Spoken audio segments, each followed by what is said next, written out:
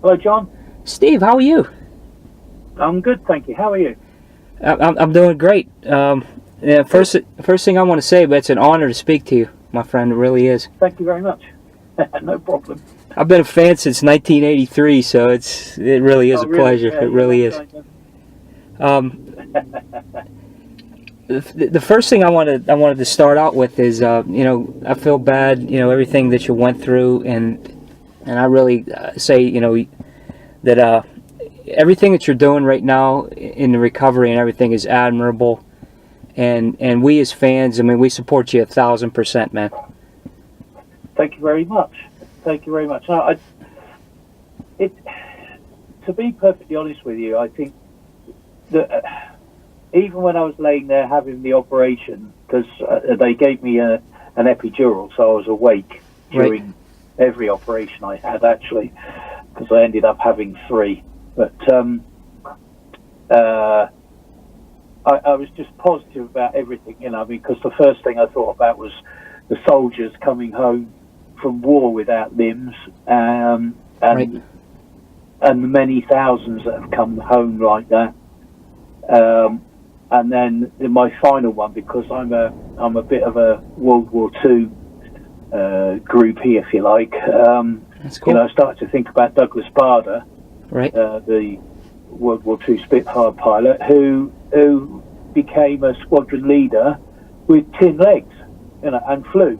Right. So it's like, who am I to sit here complaining or getting down about it? I've never ever been down about the problem I've got.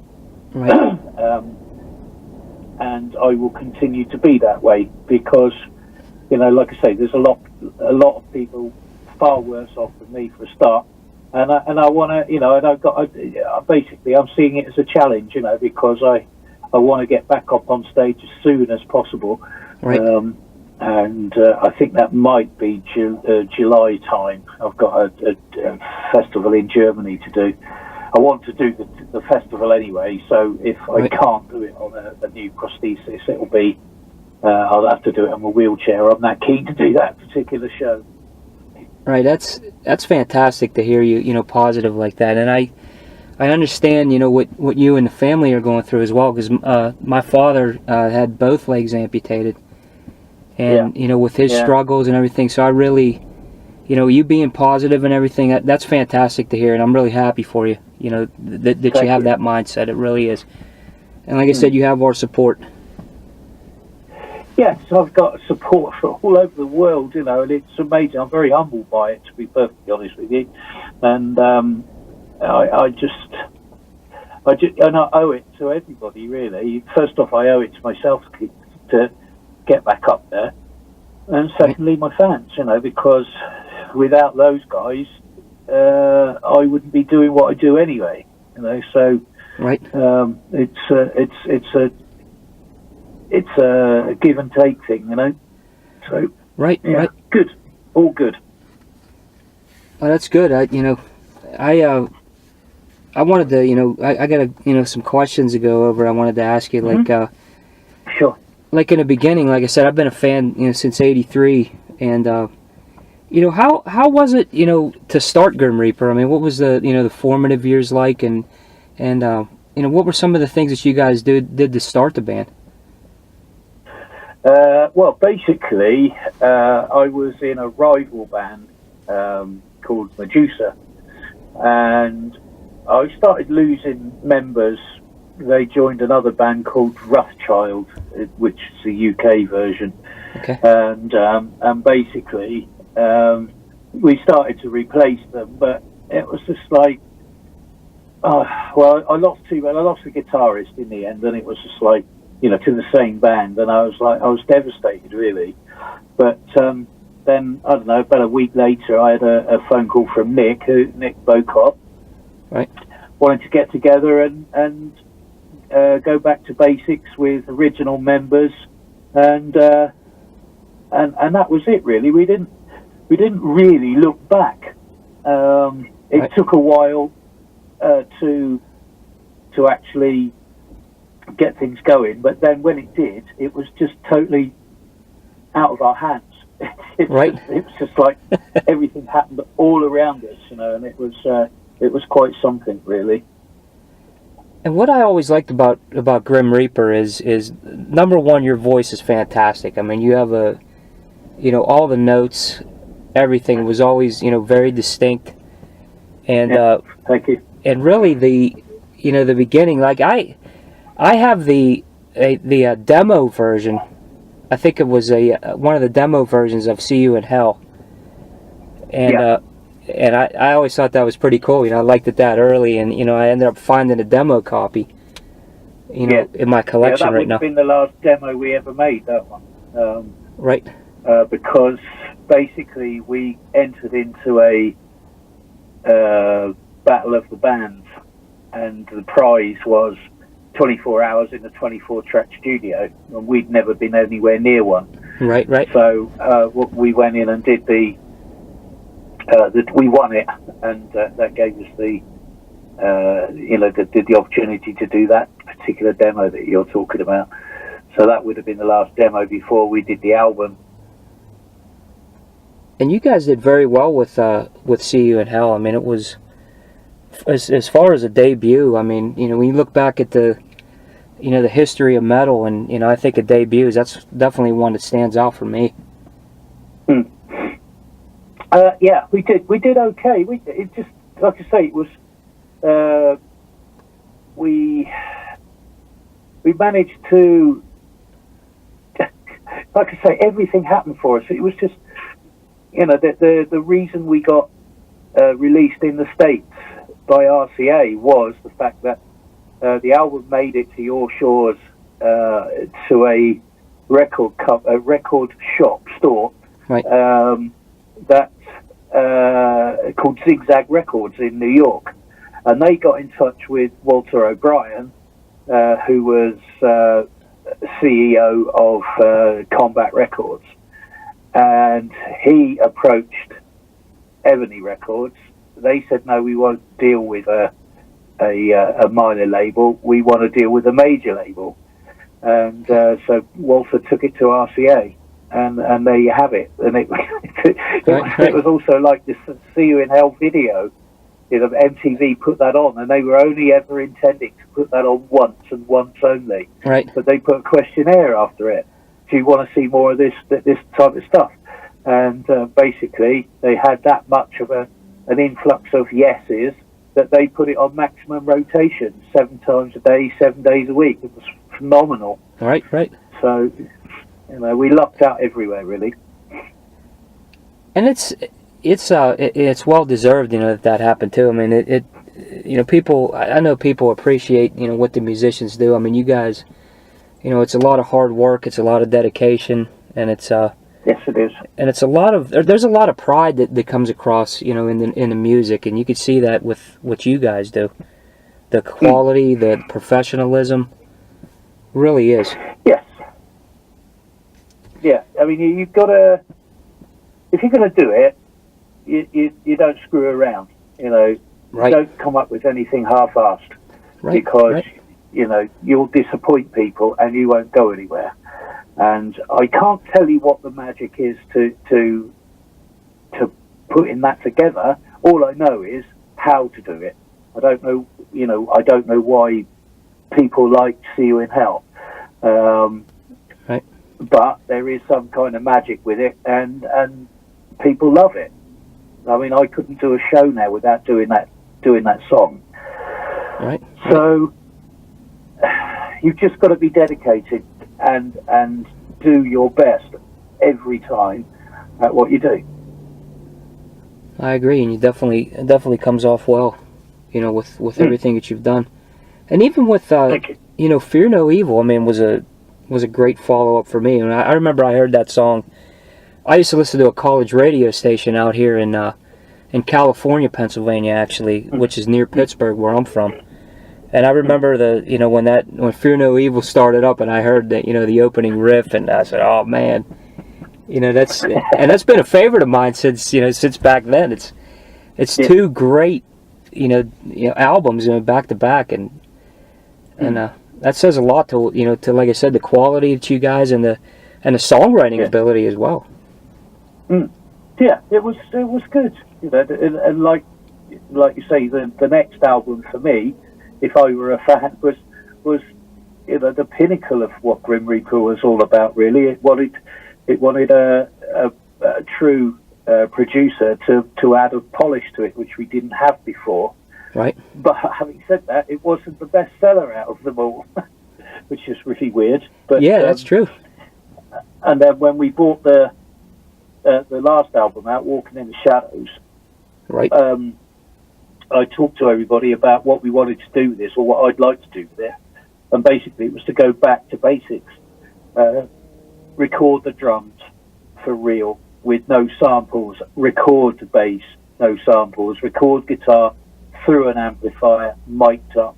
Right. Same with the bass. And that's what we did, you know. And I think we captured what we captured in the first with See You in Hell. I really think we captured the vibe with it, because as far as I'm aware, we have not had a bad review at all with the thing. So that says something in itself. Right. I mean, that the new album definitely has it has the good classic sound. You know, it has a good and a good. What's nice too is it has a raw sound as well too. So it comes across as you know, as a not like you said, commercially, you know, overproduced or anything, but it comes across as like just a good metal album. Yep, exactly, and that's what we plan to do. Is it the same as the songwriting? You know, the songwriting was the same. It was like, right, okay, this is what we've got to do. We're not, you know, because all of us have come on as musicians, but we had to sort of like retrace the steps and go back and write the way we used to, and that was kind of difficult as well, because obviously Nick wasn't on the album, so he wasn't a part of the writing. Right. And but Ian, the new guitarist, he's a stunning guitarist, and that's what we came up with, you know. And I was really, really happy with it. And once we'd finished writing, you know, I just couldn't wait to get it down and get it recorded. So yeah, it was good. It was a good time too. So, that's the main thing when you have a band that works well together and you get that you know, that energy and everything back. And it was great to see you put out another album when that came out too. I know it had been a while, and been for quite some time. Right. And but it's not. I mean, I bought out albums, different bands and stuff, but it was you know, for Grim Reaper, it was a long awaited. Well, once we'd announced the fact that we were doing it, it became a long awaited album. But it's gone down really well, and you know, we're looking forward to. Oh, well, there's a shame, obviously, about what happened to me, because we had lots of stuff to do. Because I was only 5 dates into the South American tour, right? And so we had to cancel the rest of that one, and then we had quite a number of gigs all over the world actually to start with this year, and I've had to cancel them all and say the first one will be it's mid-July, which is Bang Your Head Festival in Germany. So yeah, looking forward to that. So and then August, we've got just 2 in August, which I will hopefully be able to. Well, I say the first one in July. I'd like to be able to get on stage with my prosthetic. Right. So my team seems to think that I can do it, but we'll see. And that Bang Your Head Festival is a huge festival too. Is it? How many days is that? How many what? Sorry. Is it just a 1-day festival, or it's multiple days? Correct. I think it's a 3-day. It starts on Friday. No, 2 days. So it's Friday and Saturday, and then everybody goes home on the Sunday. But yeah, it's a biggie for sure. That it's. I can't remember how many people there are now. It may be 7,000 or 8,000 people, I think. I can't. don't quote me on that because I'm not really sure. But it's a big festival. And I wish we over here in America. I mean, we have a few festivals, but nothing like Europe. You know, with the metal bands. I mean, we have M3, but it's good to see that it's still, you know, alive and kicking over there, like, you know, the way it is. Yeah, I mean, we don't have what you guys have. We don't have the venues that you guys have. You know, I mean, I've done 3 tours of the States with this lineup, and the festivals, the venues are fantastic. We haven't got that here, so and neither in Europe. Right. So the best thing you can do is go to a festival where you go for a couple of days or 3 days, and you camp or whatever, and you know, you pay it's a fairly hefty ticket price, but the amount of bands you see is unreal. Right. So yeah, it's good. It's really good. And what kind of feedback have you been getting from, you know, the American audiences on the new album when it was released in September? Great, really, really good. It's all been positive. Just like I said to you, I have not heard one bad report on the album. The people that we met, or the audiences that we met, loved it. Absolutely loved it, and we. I think we sold over 1,000 CDs on our merch stand, which is great. Totally unheard of. You know, so that's to me is giving us a positive vibe, and like I say, everybody's loving it. So, you know, here comes the next one. Yeah, be ready to go. You know, the audience is, you know, everybody's going to be ready for that one. Oh, that's yeah, for sure. Absolutely. That is for sure. And you mentioned earlier about you know, side projects, and I always think of, you know, Onslaught, obviously, and Lion's Heart. With Lion's Heart, what was neat is I was thinking about, I was going to tell you about this story. I went into it was like a music fair that we have out here, and there was a guy that was, you know, back at that time was selling CDs, and he was playing. He was playing one of the songs from the CD because it just came out. And I was walking through, and I looked over, and I said, wow, that's Steve Grimmett on vocals. So I went over, and I asked him, I said, what is this? He said, Lion's Heart. He said, it's brand new, and I listened to it. I bought it on site. I mean, there was no doubt about it. And it's, that album right there, that first one that came out is I mean, that is really a great album. Yeah, it is. It really is, and it's a shame it didn't come to nothing. But we didn't get to tour it in the US, and the only place that we did was Japan, because it went straight to #1 in the Japanese charts, which is unheard of for a non-Japanese band. Right. And we ended up touring out there, and. The whole thing was just like tremendous. It really was. But that was the only country we ever did. We did a few gigs in Europe, but not very many. It was really disappointing for me because that was a great album. But right. That's the way of things. That's the way some things go. You never know what's going to do well. And that album right there was more like a. It was more like a commercially, you know, sounding album, but I mean the band itself, you know, with you fronting it and everything, it really was. What was it like writing that album? Was, you know, I know it was something different for you, as far as you know, musically. Yeah, it was different, totally different. I didn't really have too much to do with the writing. I just added bits really. And that was it. But I was still involved in doing it, sort of arranging and stuff like that. But it was great because it was a whole new thing for me because I was writing material with somebody else. So it was quite exciting at the time. And like I say, the songs were phenomenal songs. It was a good time, really. Yeah, and that album, I mean, I was talking to, I talked to, a lot of people out there, friends and everything, and that seems to be the consensus here, from friends and, people that I talk to here in America about that one. Yeah. It's funny, actually, because I didn't ever think it made it to your shores, but it did. And I've signed lots of the albums, because there was 4 Lionheart albums, and I've signed quite a number of them.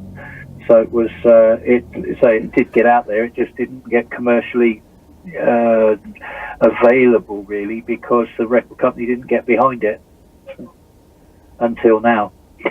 Right. Yeah. Yeah, that's even speaking of that and the record companies getting behind things. How do you feel now with your with the latest release? And has the record company got behind it? Has it been pushed well? Oh yeah, entirely. They've really done the business, especially in Europe. America is doing really well. Japan is doing okay. I really am pleased with the way the record company have handled themselves with this one. So much so that we're in negotiations at the moment about releasing or re-releasing everything I've done. So That's great. We're in the legality stage of that at the moment. So right. So yeah, no, it's all good. It's great, actually. It's great that a record label. There are still good labels out there that are willing to take it on. Get money behind it, get behind it, and go and do it. Right. And yeah, it's good. Yeah, real good. How about as far as as you as a vocalist? I mean, as training wise and everything, is there like special things that you do? Because your range is, your range is tremendous. It really is. There's no doubt about that. Thank you. No, unfortunately, or fortunately, whichever way you like to look at it, I've never been trained, and I don't even warm up before a gig, and it's a terrible thing to have to admit, but because I know there are vocalists out there that have to do it, but I don't. Right. And my voice seems to have got stronger over the years, whereas there's a lot of guys now struggling because their voice is shot. Right. Because but mine isn't. It's going from strength to strength, and it's really weird. I get asked about that a lot, and I have no answers for it. I probably take care of myself a lot better than I used to, but I don't even think it's that. But yeah, it's great. And long may it continue. It's just a natural talent. That's great to hear from a vocalist. Yeah, because you're right. A lot of those guys, they scream, didn't sing properly, and I guess they beat up. Got beat up over the years. Yeah. Well, yeah, and not only that. I mean, with the invention of in-ear monitoring, where you wear your monitors inside your ears, that is just a lifesaver, because you don't turn up at a show and the monitors are just so bad that you can't hear yourself, so you end up straining. Right. And I think that's a lot of it. Playing too loud and all that sort of stuff. So I think that is possibly a big lifesaver for me. And if anybody asks me what for advice, I say get one of those. Yeah, if it helps, that's for sure. That's for sure. Yeah, absolutely. And what about? I mean, I know I'm going back a little bit with the Rock You to Hell. That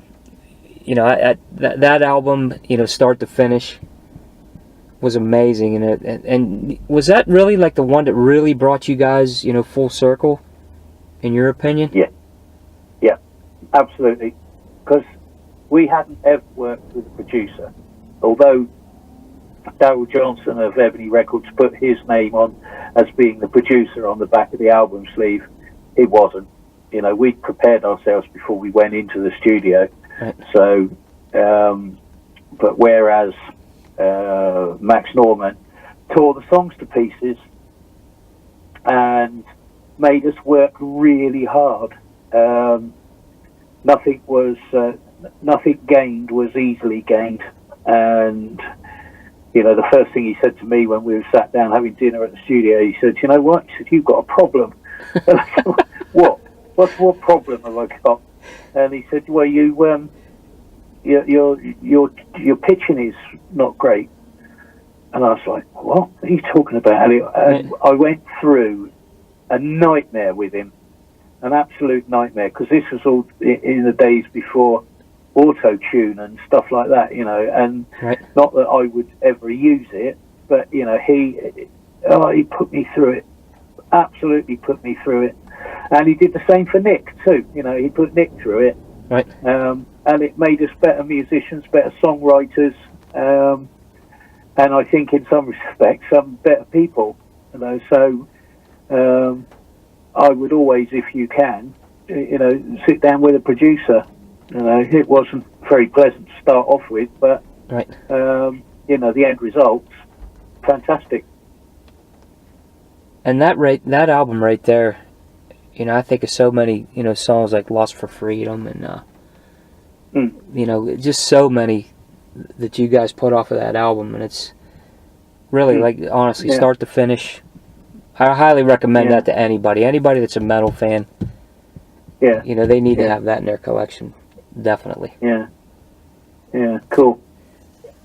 And from that, I remember, being back then, I was just out of high school, and we used to watch all the video shows on MTV, and when that one came out, the first time with See You in Hell, or Rock You to Hell, it was it was like, yeah, that's it. You got to sit down and watch it.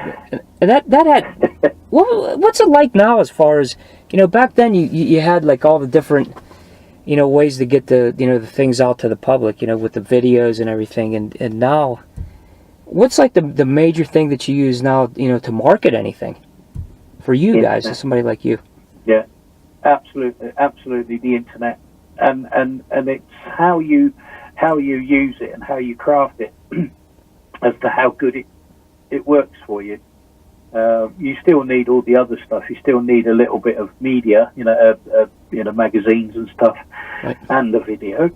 But most of it is internet, and that's. I mean, I stay in touch with my fans, that way. So, without it, I'd be home now and nobody'd be knowing what was going on. Right. So, no, it's a major thing that we got now with that. And you guys did I know you did the U.S. tour, and you were a little bit of U.S. tour, for the new album, and I think you guys were in Philadelphia, which was close. Like, is there any plans, like, in the future, to get back to America, like? Oh yeah, absolutely. Yeah. I mean, we did earlier on in the year, it was March, April. We did about 3 weeks there, and then we came back. When was it? Yeah, September, and we did a 2-month tour out there. And now we've made more contacts and stuff. We'll be out doing it again as soon as we possibly can, really. But that probably won't be until 2018, really. I've got stuff to do now, or for the rest of the year, and it probably won't be until 2018. But we will be back. It'll be great to have you back. Hopefully, I get to see you this time around. The next time you guys come out. What's it like? Yeah. A lot of the bands that I talk to, and a lot of the artists that I talk to, especially from Europe, they talk about how difficult it is, to get the bands over here. Which I hear that. Does it seem like that for you guys, or is it? Yeah, it's not as easy for you for you guys to come over here and play. We have to go through we have to buy visas, right? And it costs us, every time we come over, it costs us £3,500. You know, about just over $4,000. Right. Just for the pleasure of coming over and playing. And that's before you even start. You know, right. And so that's a pain in the arse. Right, that's true. You have true. to appear at the major, and you have to appear in London at the American Embassy, which is also a pain in the arse. Right. But really and truly, as long as you've got a name and they know that you're capable of doing a tour and doing the business for them, it's for us, it's relatively easy. Right, you have the name established and everything, and that's yeah. I'm hoping eventually it gets back to the way it used to be, to where it was easier to get the Euro bands in here. And me personally, go ahead. I apologize. Nothing. I was going to say for me personally, I know it's crazy coming from an American, but the Euro bands, I mean, in my eyes, are superior. It seems like it's a different, you guys, maybe write differently, and it seems like it's a little more, little more professional, really. Yeah, no, I'd struggle with saying it's more professional. It's just different, and you guys seem to like it more. That's it. But it's yes, it is different, and it's different in parts of Europe too. I can always tell when a German band are playing, because they've got this sort of like rigid time tempo stuff going on, and I'm like, I know that's a German band, I know it. Right. And then there's different stuff, from say like the Netherlands. They're much more like us, play the way we do, and let it go, But yes, I agree with you. That's definitely how it is. But then again, it's the same for us, because you Americans write differently, and it's some of it's a pure pleasure for us, So it works both ways. When it's hard rock and metal and it's good, it's all good. Yeah, exactly right. Yeah. Yes, I saw on Facebook that you're doing a meet and greet at the Keep It True session.